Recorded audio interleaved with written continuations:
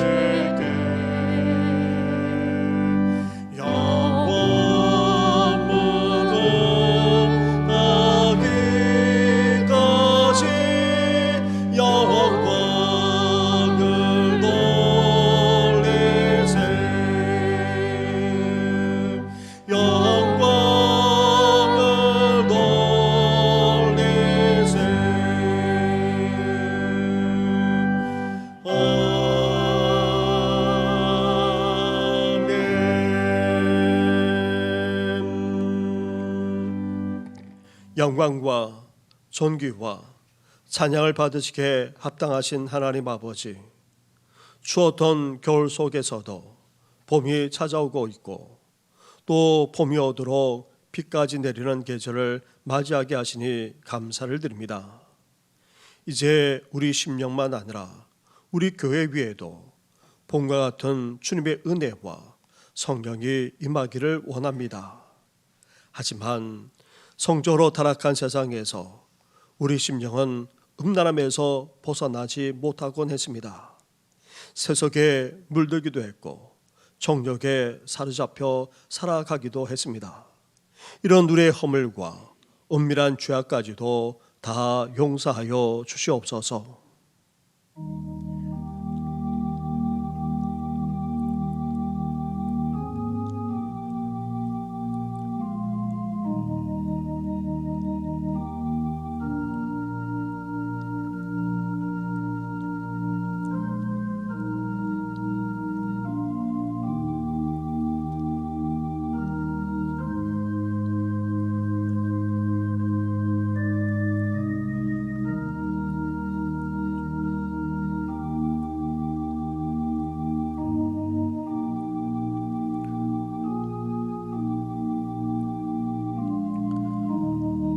회개하며 고백하는 우리에게 주시는 하나님의 말씀이 여기 있습니다. 보라, 내가 이 성읍을 치료하며 고쳐 낫게 하고 평안과 진실이 풍성함을 그들에게 나타낼 것이며 내가 그들을 내게 범한 모든 죄악에서 정하게 하며 범하며 행한 그 모든 죄악을 사할 것이니라. 아멘. 이제 사도신경으로 우리 신앙을 고백하오니 나는 전능하신 아버지 하나님 천지의 창조주를 믿습니다. 나는 그의 유일하신 아들 우리 주 예수 그리스도를 믿습니다. 그는 성령으로 잉태되어 동정녀 마리아에게서 나시고 본디오 빌라도에게 고난을 받아 십자가에 못 박혀 죽으시고 장사된 지 사흘 만에 죽은 자 가운데서 다시 살아나셨으며 하늘에 오르시어 전능하신 아버지 하나님 우편에 앉아 계시다가 거기로부터 살아있는 자와 죽은 자를 심판하러 오십니다. 나는 성령을 믿으며 거룩한 공교회와 성도의 교제와 죄를 용서받는 것과 몸의 부활과 영생을 믿습니다. 아멘.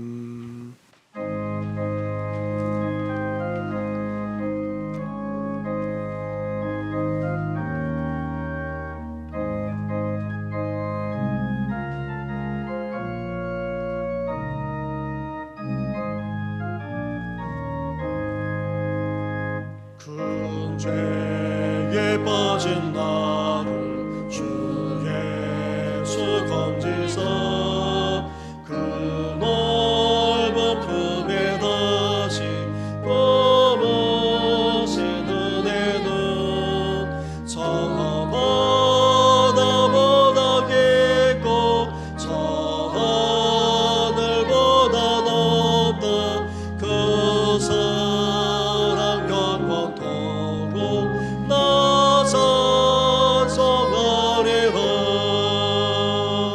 날로 너무 귀하다 날로 너무 귀하다 한이 없이 넓은 모래조의 사랑 날로 너무 귀하다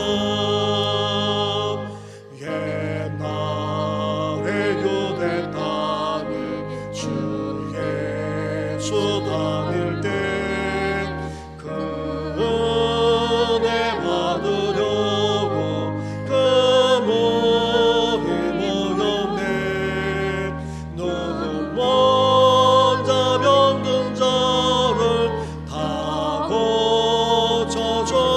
고쳐주셨으니 나 같은 죄인까지 그 은혜 받도다 날로 너무 귀하다 날로 너무 귀하다 한이 없이 넓은 모래조의 사랑 날로 너무 귀하다 죽으신 사랑으로 만배속 위하여 그 십자가의 고난 다 받으셨으니 그 속죄 받은 성도 큰 소리 함께 높여 온 천지 울리도록 저 찬송하리라 날로 너무 귀하다 날로 너무 귀하다 한이 없이 넓은 모래조의 사랑 날로 너무 귀하다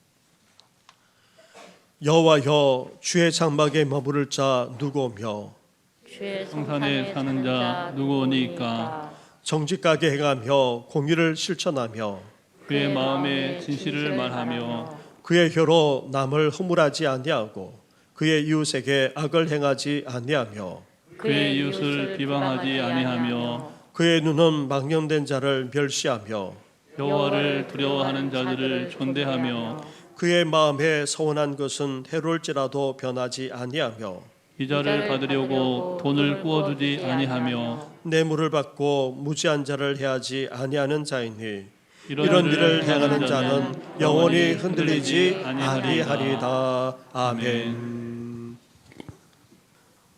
우리 인생의 주인 되시는 하나님 아버지, 오늘도 생명 있게 하시고 거룩하고 복된 날 주셔서 저희들의 발걸음을 예배의 자리로 인도하여 주심에 감사드립니다.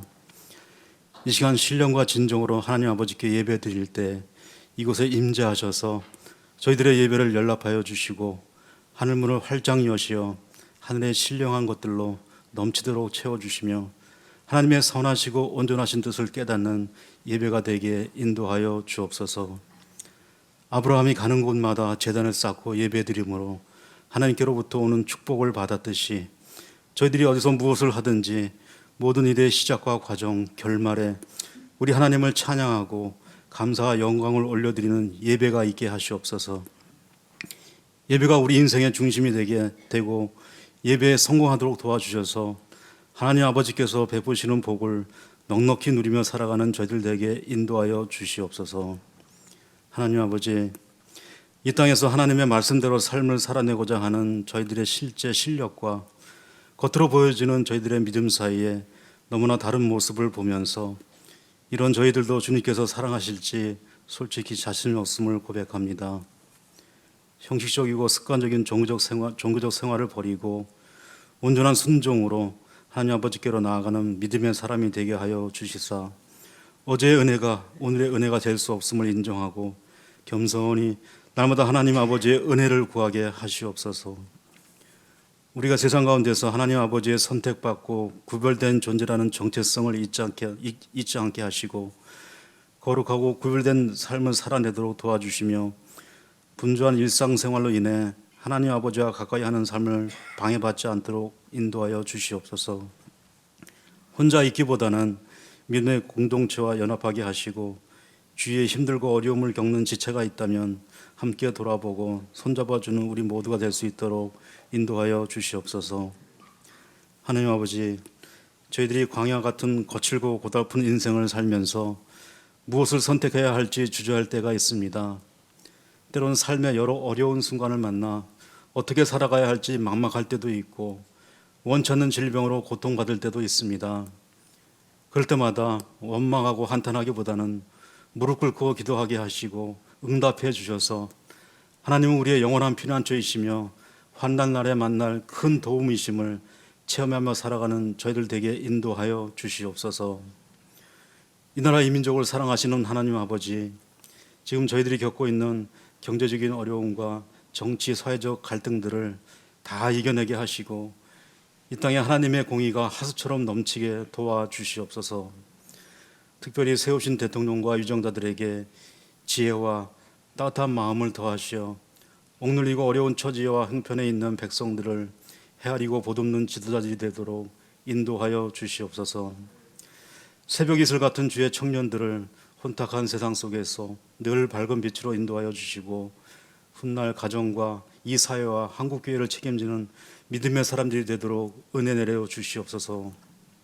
다가오는 청년부 겨울 수련회를 통해 진리이신 우리 주님을 인격적으로 만나고 구원의 확신을 갖는 귀한 계기가 되도록 은혜 내려 주시기 원합니다. 지진으로 사랑하는 사람들을 잃고 추위와 배고픔, 절망 속에 있는 사람들을 위로해 주시고 희망을 보게 하시며 하루속히 어려움을 극복하고 일어설 수 있도록 과정 섭리하시고 도와주시옵소서. 막바지 공사 중인 교육관 건축이 잘 마무리되고 내부에 필요한 집기들이 잘 준비될 수 있도록 도와주시옵소서. 담임 목사님을 통해 하나님의 말씀을 받습니다. 말씀을 선포할 때 성령의 인도하심으로 말씀의 능력과 권세가 있게 하시고 감동 감화되게 하셔서 말씀이 우리 삶에 적용되고 영향력 있게 하여 주시옵소서. 임마누엘 성가대가 연습하고 준비한 찬양을 올려드립니다. 찬양 가운데 하나님 아버지 영광 받으시고 부르는 자나 듣는 우리 모두에게 은혜가 넘치게 하여 주시옵소서.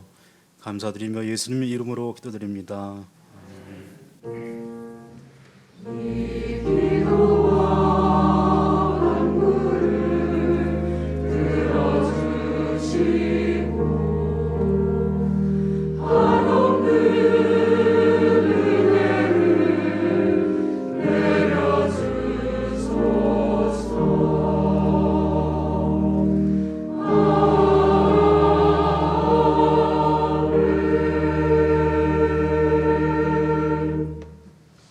오늘 이 시간 우리에게 주시는 하나님의 말씀은 계속해서 신약 성경의 마태복음의 말씀입니다. 마태복음 5장의 말씀입니다. 5장 33절부터 37절까지의 말씀을 봉독해 드리겠습니다. 또 옛 사람에게 말한 바 헛 맹세를 하지 말고 내 맹세한 것을 주께 지키라 하였다는 것을 너희가 들었으나 나는 너에게 이르노니 도무지 맹세하지 말지니 하늘로도 하지 말라. 이는 하나님의 보좌이며 땅으로도 하지 말라. 이는 하나님의 발등상이며 예루살렘으로도 하지 말라. 이는 큰 임금의 성임이요 내 머리로도 하지 말라. 이는 내가 한터럭도 희고 검게 할 수 없음이라. 오직 너희 말은 옳다 옳다 아니라 아니라 하라. 이에서 지나는 것은 악으로부터 나느니라. 아멘.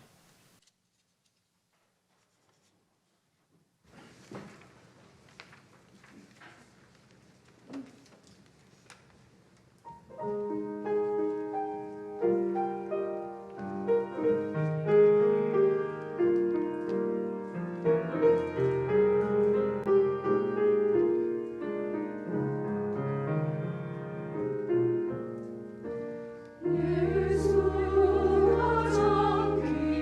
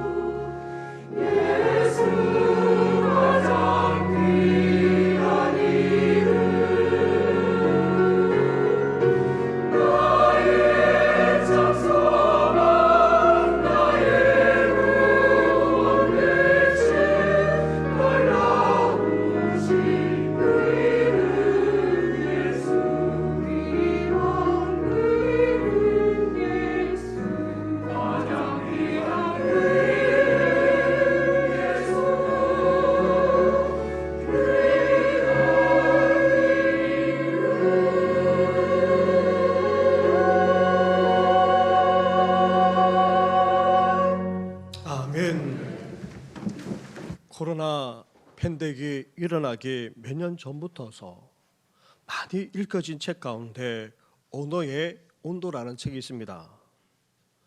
지금까지 거의 200만 권이 가까이 그렇게 팔려서 많은 사람들이 지금도 읽고 있습니다. 나는 일상생활, 특히 버스나 기차를 전철을 타고 다니면서 사람들이 주고받는 그 말에 귀를 기울였습니다. 그리고 생활 속에서 경험한 것들을 되새기면서 그 의미를 생각했고 그것을 소소한 이야기로 풀어나가고 있는데 우리 가슴을 따뜻하게 해줍니다. 책 서문에서 저자가 이런 질문을 던지고 있습니다. 당신의 언어의 온도는 몇 도쯤 될까요? 언어에는 나름의 온도가 있습니다. 온기 있는 언어는 우리를 감싸줍니다. 위로와 소망을 줍니다. 용광로와 같은 그런 뜨거운 언어는 감정이 잔뜩 실려 있습니다. 그래서 한편으로는 시원하지만 다른 한편으로는 정서적인 화상을 입히곤 합니다. 반면 얼음장같이 차가운 언어는 어떠합니까? 우리 마음을 돌려 세우기는커녕 더욱더 꽁꽁 얼어붙게 만듭니다. 그러면서 묻고 있습니다. 당신의 언어 온도는 몇 도쯤 될까요? 무심결에 내뱉는 말 한마디 때문에 사랑 이들만 아니라 주위의 소중한 이들이 상처를 받기도 하고 또 우리 곁을 떠나기까지 하고 있습니다. 아니면 관심 어린 말 한마디가 위로가 되고 소망이 될 때도 적지 않습니다. 그러기에 우리는 어때야 됩니까? 우리말에 따뜻함이 담겨져야 합니다. 온기가 스며들어야 하는 것입니다. 바라기는 우리말에 따뜻함과 온기까지 있어서 다른 사람을 감싸주고 또 위로와 격려가 되는 우리 성도들이 되시기를 주님의 이름으로 축원합니다. 성경 또한 우리가 하는 말, 우리 입술, 우리 혀, 우리 언어에 대해서 적지 않게 말씀하고 있습니다. 구약의 시편과 잠언을 비롯해서 신약의 야고보서 그 외에도 여러 성경에서도 우리가 하는 말과 언어에 대해서 말씀하고 있습니다. 성경에서는 앞에서 제가 말씀드렸던 그런 차원을 넘어서 우리 말, 우리 언어에는 힘이 있다, 능력이 있다, 권세가 있다 그렇게 말하고 있습니다. 그만큼 우리가 하는 말이 영향력을 미친다는 것입니다. 그리고 말 언어에는 다른 차원의 영향력이 있는데 그것은 퍼져나가는 파급력이 대단하다는 것입니다. 발 없는 말이 천리를 간다는 말처럼 소문이 얼마나 빨리 퍼져나가는지 모릅니다. 그래서 잠언을 비롯한 성경에서는 적절하게 말하라, 합당하게 말하라, 말을 아끼라, 절제하라고까지 권면하고 있습니다. 그런데 야고보서에서는 우리가 하는 말, 특히 입술의 위험성을 강조해서 말씀하고 있습니다. 먼저 우리 혀는 불과 같다는 것입니다. 작은 불씨가 전부를 태우는 것처럼 말이 이렇게 파괴력이 대단하다는 것입니다. 그리고 우리 말은 야생 동물과도 같다는 것입니다. 야생 동물은 길들이기가 힘듭니다. 오히려 사납고 위협하기까지 합니다. 그것처럼 우리 입술, 우리 말을 길들이기가 쉽지 않습니다. 아무리 잘 다듬으려고 하고 또 아름답게 가꾸려고 해도 우리는 불쑥불쑥 감정대로 말을 내뱉곤 하죠. 심지어 우리가 하는 말이 독과도 같다는 것입니다. 돌이킬 수 없는 그런 피해만 아니라 해악까지 끼친다는 것입니다. 그래서 우리가 하는 말, 입술을 조심할 뿐만 아니라 지혜롭지 않으면 안 된다 말씀하고 있습니다. 나아가 성경은 우리가 하는 말이 대단하고 엄청나지만 그러나 다른 한편으로 약점 또한 분명하다고 말씀하고 있습니다. 먼저 우리가 하는 말은 결코 행동을 대신할 수가 없습니다. 아무리 청산유수와 같은 말을 하더라도 결실을 거두려면 어때야 됩니까? 행동에 옮겨야 됩니다. 그리고 수고가 뒤따라야 합니다. 말로만으로는 이루어질 수가 없습니다. 그리고 말은 사실을 바꿀 수 없습니다. 온갖 미사오그를 사용해서 말한다 할지라도, 심지어 장황하게 우리를 속인다 할지라도 그 사실 앞에는 다 드러나게 되어 있습니다.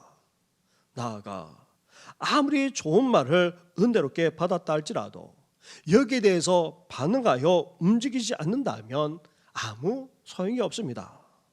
말만 들어도 우리는 은혜를 받는 것이 아니라 그것이 삶의 실천으로 이어져야지만 은혜로 결실을 맺게 되는 것입니다.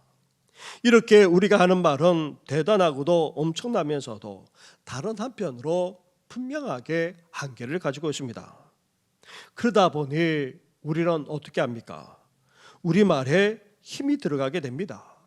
그리고 소리도 커지게 되지요. 또한 말을 하면서 과장하거나 과시하듯이 말하게 됩니다. 심지어 주의 사람들을 끌어들입니다. 나아가 자신의 권력까지 사용하게 됩니다. 그러다 보니 나타나는 현상 중에 하나가 바로 맹세라는 것을 그렇게 하게 되는 것입니다. 본래 맹세는 서로 의논하거나 합의를 볼 때에 신의를 다지는 아주 좋은 행위입니다. 자신이 신뢰할 수 있는 사람임을 믿게 하는 약속의 한 방편이죠. 그런데 우리 인간이 죄인인데다가 말의 위력이 점점 약해지고 또 믿을 수 없는 세상이 되다 보니 어떻게 되었습니까? 이 맹세가 오히려 떠벌리는 행위, 속이던 행위, 거짓을 가리는 오히려 나쁜 행위로까지 전락하고 말았던 것입니다. 예수님 당시에도 그랬을 뿐 아니라 오늘날에는 더 심한 지경까지 이르게 되었습니다. 그래서 예수님께서 이 맹세와 관련해서 말씀하고 있는 것입니다. 그렇다면 당시 종교 지도자들이 이 맹세에 대해서 말하는 것부터 우리는 살펴볼 필요가 있습니다. 33절 말씀을 보시기 바랍니다. 33절을 함께 같이 하겠습니다. 시작. 또 옛사람에게 말한 바 헛 맹세를 하지 말고 내 맹세한 것을 주께 지키라 하였다는 것을 너희가 들었으나. 아멘. 당시 종교 지도자들은 맹세와 관련해서 두 가지로 말하고 있었습니다.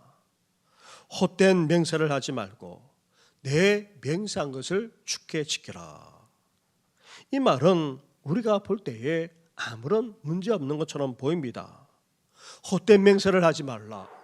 그리고 하나님께 맹세한 것은 지키라 라는 말은 다 맞기 때문입니다.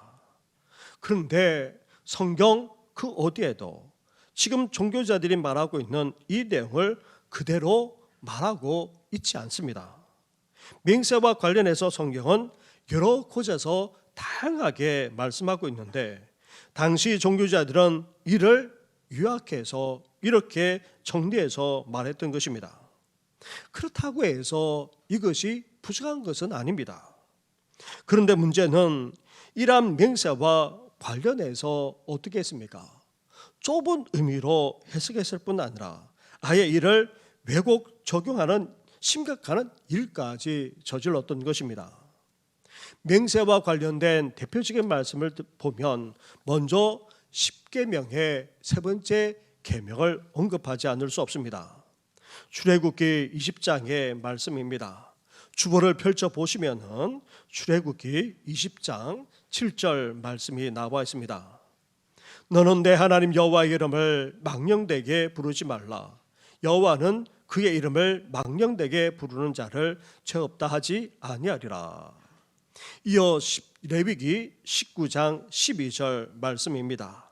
12절을 함께 같이 하겠습니다. 시작. 너희는 내 이름으로 거짓 맹세함으로 내 하나님의 이름을 욕되게 하지 말라.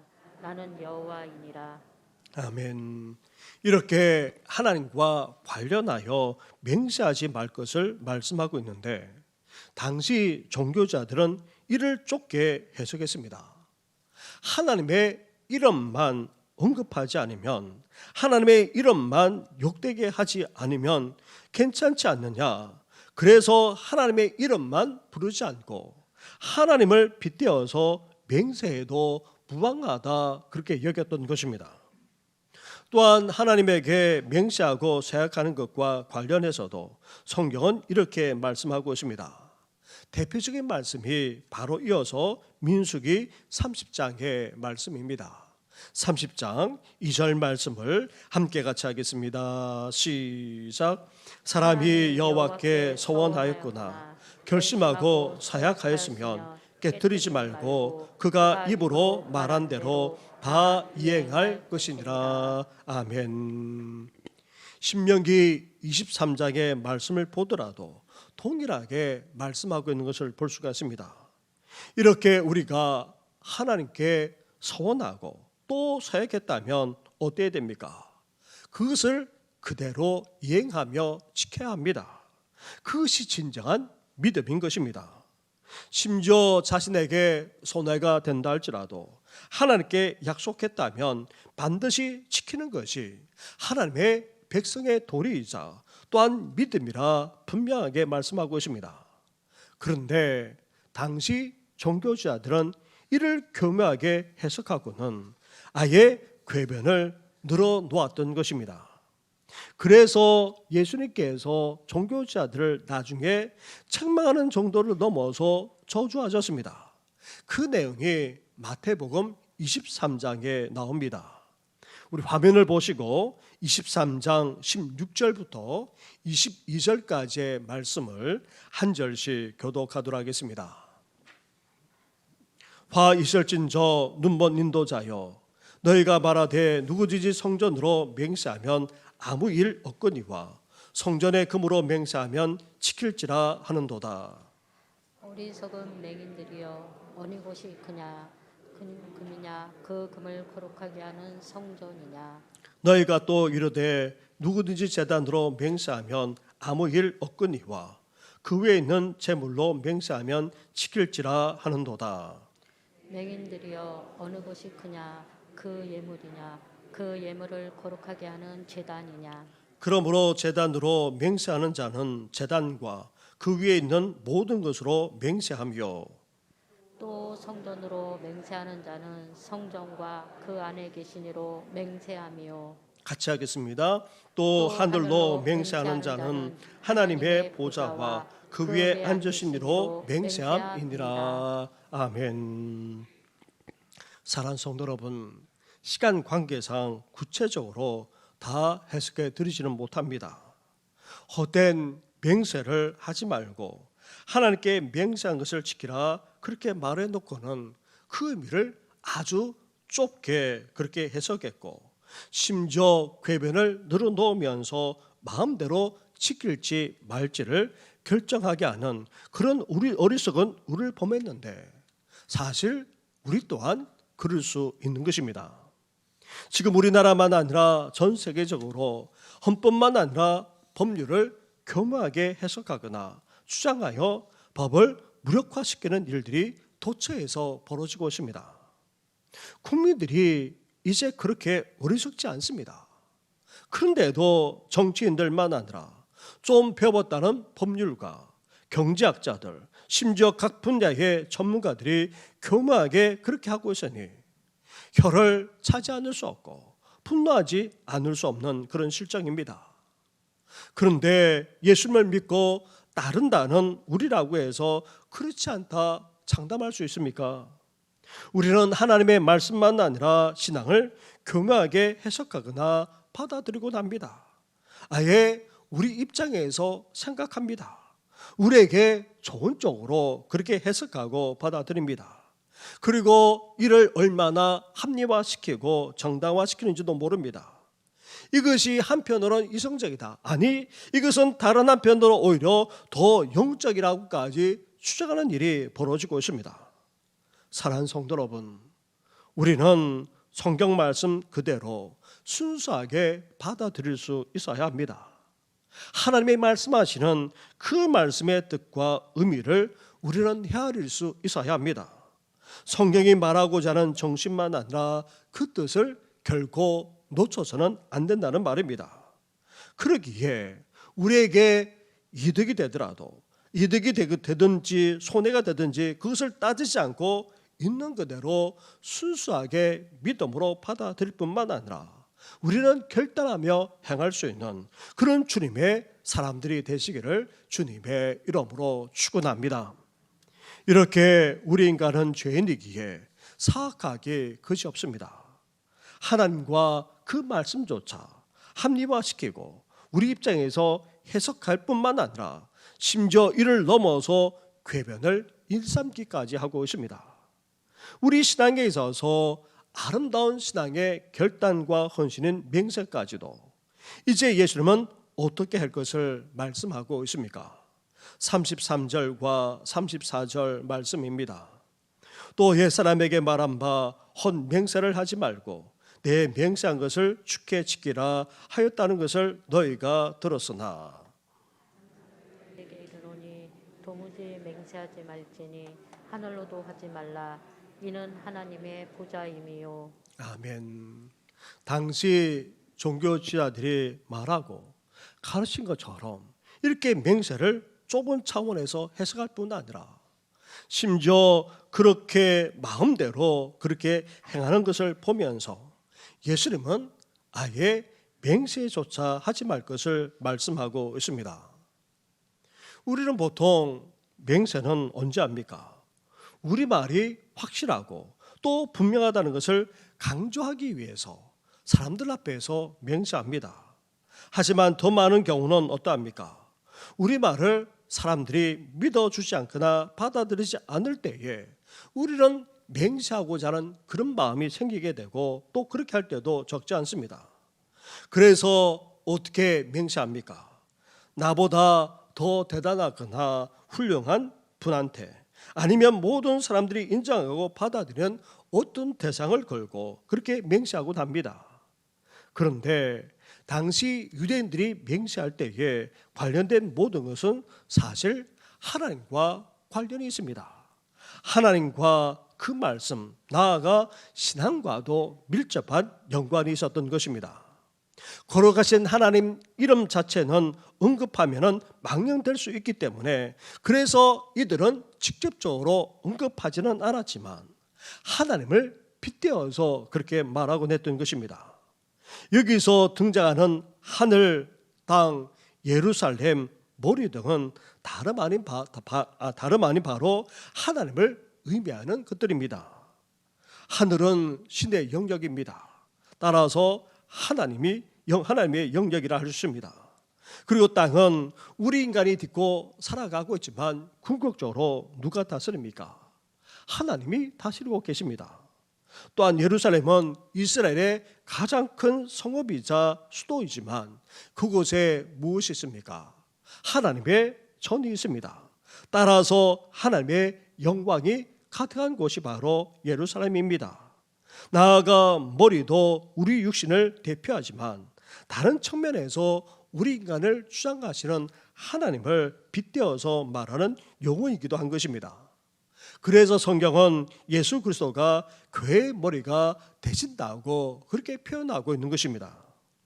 이렇게 하나님의 백성이라고 하는 유대인들이 하나님의 이름만 직접적으로 언급하지 않았을 뿐 하나님을 끌어들여서 하나님만 아니라 말씀과 신앙을 교묘하게 이용해서 자신을 합리화시키는 그런 일에 사용했던 것입니다. 사랑하는 성도 여러분, 하나님을 믿지 않는 것은 정말 어리석고도 나쁜 일임에 틀림이 없습니다. 하지만 하나님과 그 말씀을 교묘하게 바꾸어서 편리하게 믿거나 이용하는 것은 더 나쁜 행위입니다. 이것은 굉장히 무서운 결과를 가져옵니다. 차라리 세상에서 나쁜 짓 하면 구원받을 수 있는 길은 열려 있습니다. 그러나 교회에서 직분을 맡고 나쁜 짓을 일삼는 사람들, 하나님과 교인들을 섬기고 봉사한다면서 이를 이용하여 속이고 사기치는 사람들은 결코 돌이킬 수 없습니다. 심지어 성경과 믿음을 교묘하게 이용하거나 신앙적인 체험을 빌미로 해서 성도들의 판단을 흐리게 하거나 아예 조정하여 의존하게 만드는 영적인 가스라이팅을 하거나 돈을 바치게 하는 그런 사람들은 결코 저주를 피할 수 없습니다. 그런데 문제는 우리 자신조차 죄인인데다가 성경과 하나님의 말씀을 교묘하게 이용하여 편리하게 믿으려고 하는 경향이 없지 않다는 데 있습니다. 우리도 하나님의 말씀을 빌미로 신앙과 믿음을 이용하여 얼마든지 우리 자신만 아니라 주의 사람들을 속일 수 있고 또 얼마든지 적당하게 합리화시키면서 살 수 있는 것입니다. 우리 작년 이상이 되신 분들은 다 아실 것입니다. 1999년 온로비 사건을 다 아실 것입니다. 온 세상이 떠들썩하지 않았습니까? 외화 밀반입 혐의를 받은 한 대기업 회장의 부인이 이를 구명하고자 고위층 인사의 부인들에게 고가의 옷으로 로비한 사건입니다. 처음으로 우리나라에 특별 검사가 실시되기도 했습니다. 사실 이것은 실패한 로비로 끝나고 나중에는 흐지부지 그렇게 되고 말았습니다. 하지만 이와 관련된 부인들이 대부분 어떤 사람들이었습니까? 교회 권사님들이었습니다. 하나같이 자신들이 하는 말이 맞다 주장하면서 어떻게 했습니까? 하나님을 들먹였고 성경을 들먹여서 맹세했습니다. 그런 말미암아 교회가 세상의 조롱거리가 되었고 교회조차도 부정을 일삼는다는 그런 이미지가 그때부터 온전히 심겨지게 되었던 것입니다. 사랑하는 성도 여러분, 말씀과 신앙에 있어서만 아니라 특히 예수님이 말씀하시는 맹세에 있어서도 우리 또한 충분히 언제든지 그럴 수 있습니다. 이 시대의 정치 지도자들, 좀 배웠다는 사람들, 나아가 목사인 저를 포함한 이 시대의 종교인들까지도 다 그럴 수 있습니다. 아니 우리조차 충분히 그럴 수 있습니다. 따라서 우리는 어때야 됩니까? 예수님의 말씀처럼 하나님 앞에서만 아니라 사람들 앞에서 우리는 맹세하지 말아야 합니다. 하나님을 함부로 불러서도 안 됩니다. 하나님을 빗대어 말해서도 안 됩니다. 성경만 아니라 신앙을 가지고 맹세해서는 더더욱 안 됩니다. 그 어떤 것으로도 맹세하며 살아가는 우리 성도들 되기를 주님의 이름으로 축원합니다. 그렇다면 이렇게 맹세하지 말라는 예수님의 말씀대로 우리는 아예 정말 맹세하지 말아야 하는 것입니까?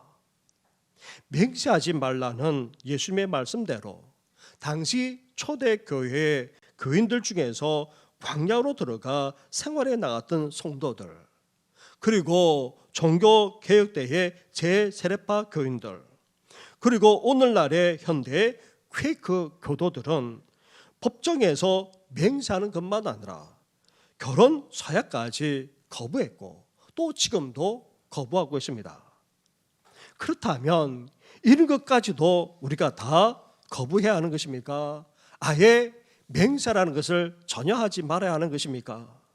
그렇다면 맹세하지 말라는 이 예수님의 말씀의 참뜻이 무엇입니까? 구약 말씀을 보게 되면 우리 신앙의 성도들은 신앙의 차원에서 맹세를 하고 있는 것을 볼 수가 있습니다. 하나님과 아브라함이 그렇게 언약을 맺으면서도 하나님이 아브라함에게 맹세하고 계시고 아브라함도 그 맹세를 또한 동일하게 하고 있습니다. 심지어 야곱은 맹세를 했을 뿐만 아니라 그리고 숱한 신앙의 사람들까지도 다 하나님 앞에서 맹세하고 있습니다. 심지어 이스라엘 백성 전체가 또한 맹세하는 경우도 적지 않았습니다. 나아가 예수님도 잡히셔서 대제사장의 신문을 받을 때에 어떠하셨습니까?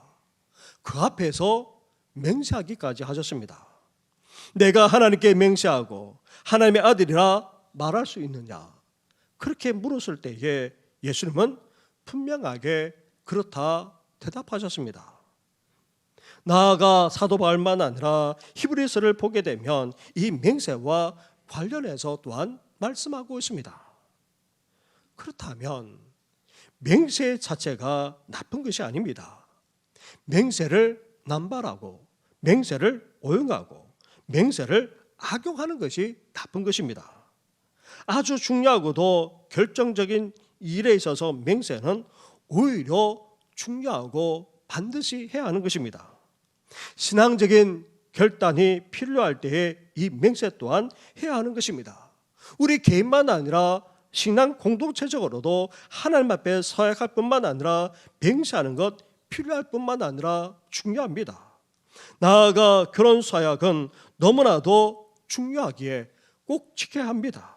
지키지 못해서가 문제이지 결혼하면서 서약하지 않고 맹세하지 않는다면 어떻게 그것이 결혼이 될 수 있겠습니까? 나아가 서로 상대방 간의 그런 계약도 또 다른 맹세의 일종입니다. 사회적인 계약도 마찬가지입니다. 국가적인 조약도 또 다른 차원의 언어로 하게 되는 그리고 또 문서로 하게 되는 맹세인 것입니다. 예수님이 맹세와 관련해서 맹세하지 말라고 말씀하시는 본뜻이 무엇입니까? 그것은 다름 아닌 맹세 자체를 하지 말라는 것이 아니라 당시 종교자들만 아니라 유대인들이 하고 있는 그런 맹세를 하지 말라. 나아가 잘못된 맹세를 하지 말라는 것입니다. 인간의 이기심을 만족시키기 위한 그런 맹세, 나아가 사람들을 속이고 사기치고 나아가 헤아려고 하는 그런 맹세, 심지어 자기 자신의 생명만 아니라 이익을 위해서라면 온갖 거짓을 일삼는 그런 정언하는 맹세조차 절대 해서는 안 된다는 그런 의미에서 말씀하고 있는 것입니다. 나아가 예수님은 맹세와 관련해서 말씀하시면서 궁극적으로 우리에게 무엇을 말씀하고 계십니까? 37절로 가보시기 바랍니다. 37절을 함께 같이 하겠습니다. 시작. 오직 너희 말은 옳다 옳다 아니라 아니라 하라. 이에서 지나는 것은 악으로부터 나느니라. 아멘. 예수님은 우리 생활에 중요한 맹세뿐만 아니라 우리가 하고 있는 말 그리고 사용하는 언어 생활에 무엇이 담겨 있어야 된다고 말씀하고 있습니까? 진실이 담겨야 한다는 것입니다. 정직할 수 있어야 한다는 것입니다. 옳은 것은 옳다, 아닌 것은 아니다. 그렇게 말할 수 있어야 한다는 것입니다. 하나님과 말씀에 비추어 볼 때에 그리고 우리 모두가 다 볼 때에도 옳은 것은 옳다, 아닌 것은 아니다. 그렇게 말하면서 살아가야 한다는 것입니다. 사랑하는 성도 여러분, 따라서 우리 그리스도인의 말은 어떠합니까? 복잡할 필요가 없습니다. 변명을 늘어놓거나 일삼을 필요도조차도 없습니다. 화려하게 꾸미지 않아도 됩니다. 과장할 필요는 더더욱 없습니다. 단순하면 됩니다. 진실하게, 정직하게 있는 그대로 말하면서 살아가면 된다는 것입니다. 또한 우리 그리스도인의 말은 이렇게 정직하게 진실할 뿐만 아니라 그러기에 불의와 타협하거나 거짓이 있어서는 안 된다는 것입니다. 하나님과 사람 앞에서 옳은 것은 옳다, 아닌 것은 아니다. 그렇게 말할 수 있어야 되는데 우리 사회랑 우리 주인은 어떠합니까? 그것조차도 그렇게 하려면 용기가 필요한 그런 시대가 되고 말았습니다. 그리고 옳은 것은 옳다, 아닌 것은 아니다. 그렇게 말하면서 그런 말에 대해서 우리가 책임질 수 있어야 하는 것입니다. 그 말에 책임지지 않는 말은 결코 진실한 말, 정직한 말이 될 수가 없는 것입니다. 사랑하는 성도 여러분, 우리는 지금 말 때문에 얼마나 시끄럽고 오지는 세상을 살아가고 있는지 모릅니다. 이런 때일수록 우리 그리스도는 어때야 됩니까? 진실하게, 정직하게 살아가야 합니다. 무엇보다도 우리 말이 진실해야 됩니다. 하나님과 말씀에 비추어 보더라도 옳아야 하고, 또 신앙과 또 믿음에 볼 때에도 그것이 옳아야 하는 것입니다. 하나님과 말씀을 빗대어서 하거나 아니면 신앙과 믿음을 빌밀 삼아서 맹세를 남발하거나 맹세를 교묘하게 이용해서는 안 됩니다. 나아가 맹세하면서 남을 속이고 사기치고 해하려고 해서는 더더욱 안 되는 것입니다. 우리는 어때야 됩니까? 하나님 앞에서 우리는 순수하게 신앙적인 결단의 차원에서 맹세할 뿐만 아니라 이를 지키면서 살아가야 합니다. 사람들에게 보일 목적이 아니라, 사람들을 이용할 목적이 아니라 하나님 앞에서 순수한 맹세를 하면서 살아가야 합니다. 그러면서 이제 이 맹세를 뛰어넘어서 우리는 어때야 됩니까? 정직하게 진실하게 살아가야 합니다. 그리스도인들하면 진실하고 또 신실할 수 있어야 되는 것입니다. 옳은 것은 옳다, 그리고 아닌 것은 아니다. 그것이 우리에게 해가 된다 할지라도 그렇게 용기를 내어서 분명하게 말하면서 살아나가는 하나님의 사람들 되시기를 주님의 이름으로 축원합니다. 기도드리겠습니다. 하나님 아버지, 온갖 말이 난무하는 그런 시대를 살아갑니다. 말 때문에 너무나도 시끄럽고, 말 때문에 너무나도 어지럽고, 말 때문에 너무나도 스트레스 받는 그런 시대를 살아가고 있습니다. 그런 우리조차 이런 세상에 휘둘려서 온갖 말을 행하고 또 맹세를 하나님 앞에서만 아니라 사람들 앞에서 남발하거나 오용하거나 또 이것을 가지고 속이거나 잘못하는 그런 일들까지 벌어지고 있는데, 우리 또한 그렇게 했어야 되겠습니까? 이제 하나님 앞에서 순수하게 신앙의 결단적인 차원에서 행할 수 있도록 도우시고, 더 나아가 이제 하나 사람들 앞에서 과신하거나 보여주는 차원을 넘어서 무엇보다도 정직하게 진실하게 삶을 살아갈 뿐만 아니라 말할 수 있는 우리들 되게 하여 주시옵소서. 옳은 것은 옳다, 아닌 것은 아니다. 이제 용기를 가지고 분명하게 말하면서 살아갈 뿐 아니라 정직하게 신실하게 삶을 살아가는 이 시대의 하나님의 사람으로 오늘도 우리를 빚어 주시옵소서. 이 모든 것 예수님의 이름으로 기도드립니다. 아멘.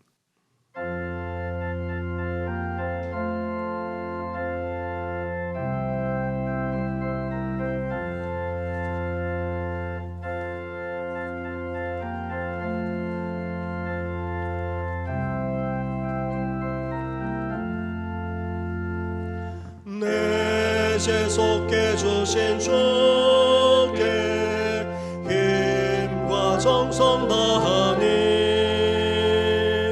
나의 온갖 오랜 심사 주를 위한 것일세.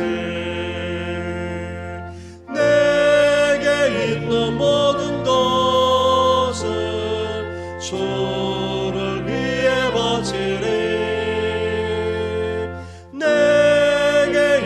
모든 것은 주를 위해 바치리. 나의 손과 발을 들여 주의 명령에 가고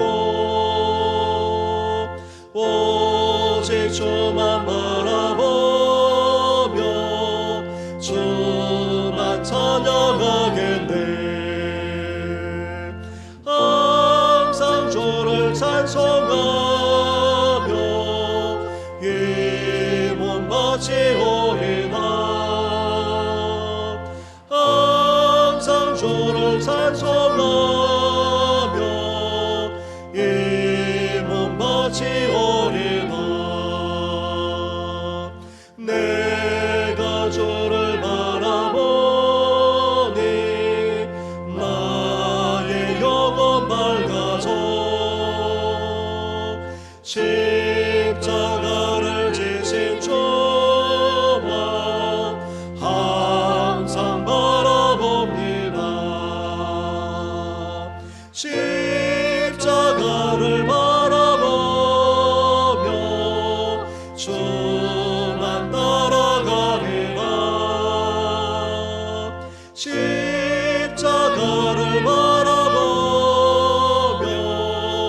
주만 따라가리라.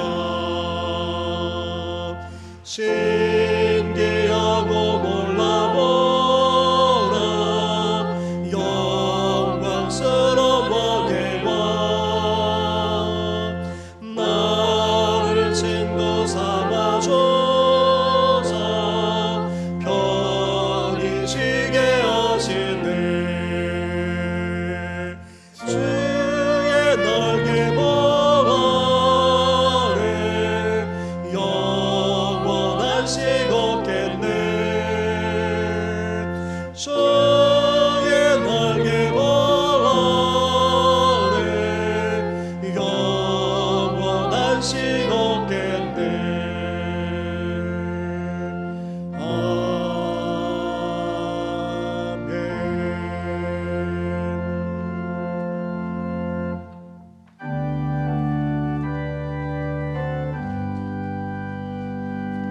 만 가지 은혜를 받았으니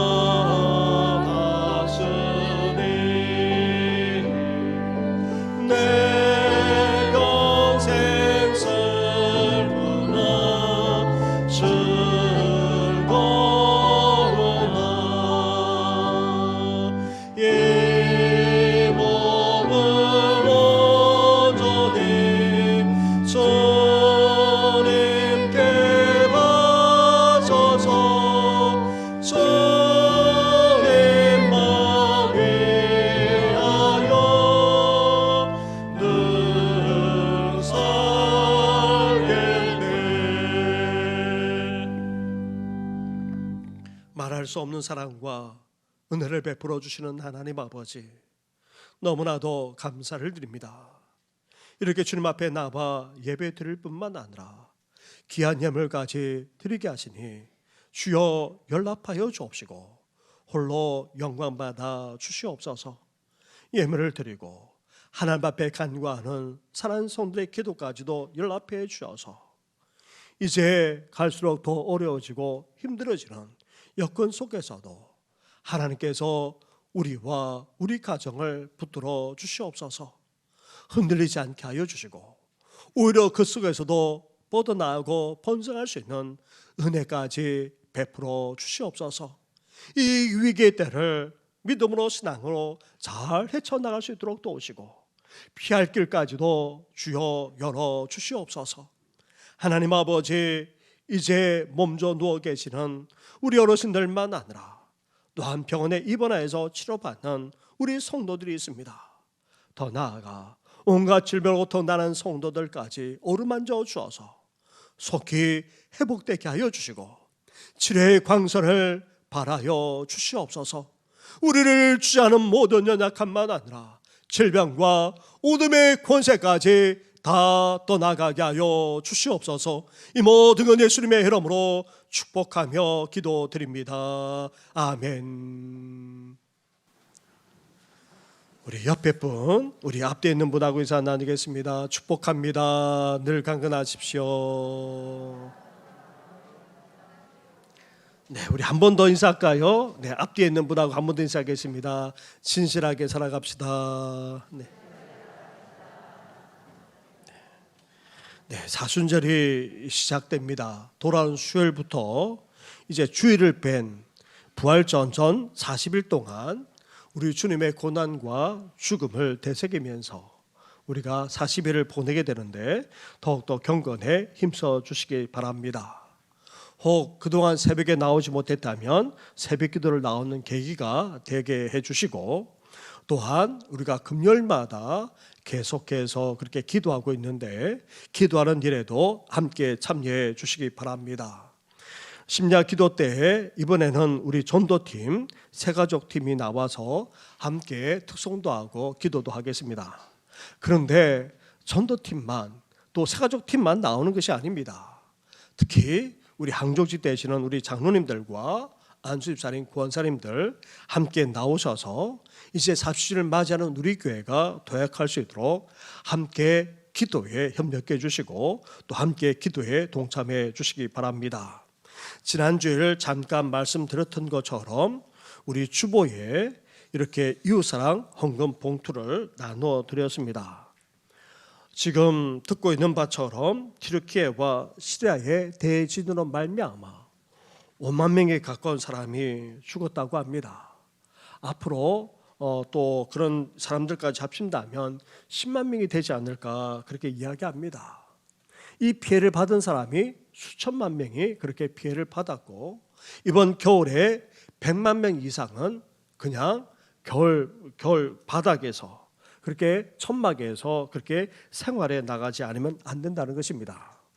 그래서 한때 우리 커피 잔 3잔 값이면 튀르키예에서는 이렇게 이불 따뜻한 담요가 5장을 구입할 수 있다라는 말이 그렇게 알려져서 많은 사람들이 그렇게 튀르키예 대사관으로 그렇게 개설한 또 계좌로 많은 사람들이 그렇게 냈습니다. 뭐 300억 원이 넘는 것이 하루아침에 들어왔다는 그런 말도 들리곤 합니다. 우리가 6.25 때 우리나라에 많은 군대를 보내어서 미군 다음으로 많은 사람이 사상자를 잊기까지 우리를 위해서 싸워준 튀르키예만 아니라 시리아 난민들을 위해서까지 우리가 쓸 수 있도록 함께 정성껏 동참해 주시면 감사하겠습니다. 앞에 화면을 잠깐 비춰주시겠습니까? 네, 그림을 보시면은 우리가 내는 3만이면 5명이 치료를 받을 수가 있습니다. 그리고 또 5만 원이면은 한 사람이 그렇게 이 겨울날 난방을 하면서 지낼 수 있는 그런 것이 다 마련될 수가 있습니다. 한 명뿐이겠습니까? 그리고 또 10만 원이면 한 가족이 한 달 동안 먹고 살 수 있는 그런 것이 된다고 합니다. 그 외에도 또 다른 것이 있기는 하지만 우리가 할 수 있는 그런 선에서 우리 성도님들 꼭 참여하시고 동참해 주시면 감사하겠습니다. 그리고 이제 청년부 수련회가 오는 목요일부터서 하게 됩니다. 홍천에 가서 하루를 하고 그리고 또 그날 와서는 저녁에 심야 기도에 우리 청년들이 함께 참여해서 같이 기도하는 시간도 가지려고 합니다. 함께 동참해 주시면 고맙겠습니다. 더불어서 지난 주일에도 우리 통독하셨는데 이번 주일에도 우리가 스스로 통독하신 분이 계십니다. 우리 이상수 성도님 한번 일어나 주시겠습니까? 네, 예. 우리 교회 앞에 대한건축, 대한인테리어를 그렇게 하고 계시는 분이신데요. 예, 여러 번 또 우리 교회를 나오신 분이십니다. 우리 한번 축복의 박수 하도록 하겠습니다. 감사합니다. 네, 시간 관계상 함께 마지막 파송 찬양을 하도록 하겠습니다.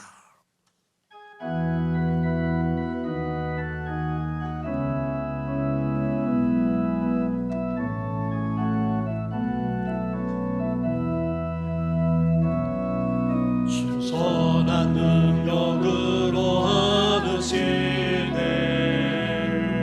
그 크신 팔로 날 붙드시네 절망 속에도 흔들리지 않고 사랑하는 주 얼굴 보아리 선한 능력으로 수많은 시야리 믿음으로